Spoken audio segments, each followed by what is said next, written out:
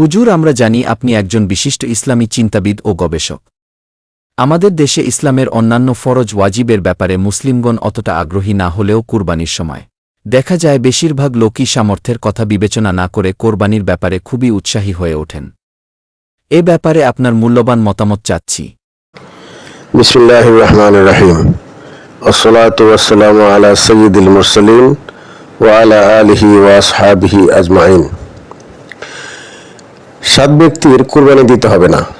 1, অভাবী বা নিসাব পরিমাণ সম্পদের মালিক নয় এমন ব্যক্তি যাদের কাছে 10 জিলহজ ফজর থেকে 12 জিলহজ সূর্যাস্ত সময়ের মধ্যে প্রয়োজনের অতিরিক্ত 7.5 ভরি সোনা বা 52.5 ভরি রূপা অথবা সমমূল্যের নগদ টাকা বা ব্যবসায়ী পণ্য সম্পদ নেই, তাদের উপর কোরবানি ওয়াজিব নয়।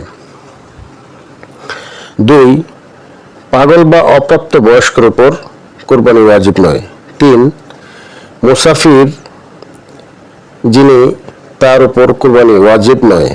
4, ঋণগ্রস্ত ব্যক্তি যার উপর এমন ঋণ থাকে যা পরিশোধ করলে তার সম্পদ নিসাব পরিমাণ হয় না। 5, ঈদের নির্দিষ্ট সময়ের বাইরে অর্থাৎ 10 জিলহজ ফজর থেকে 12 জিলহজ সূর্যাস্তের পূর্বে বা পরে কুরবানি করলে তা আদায় হবে না। 6, অন্ধ, খোড়া, অত্যন্ত দুর্বল, ল্যাংড়া যে নিজে চলতে পারে না বা লেজের অধিকাংশ কাটা পশুর মাধ্যমে কুরবানি শুদ্ধ হয় না।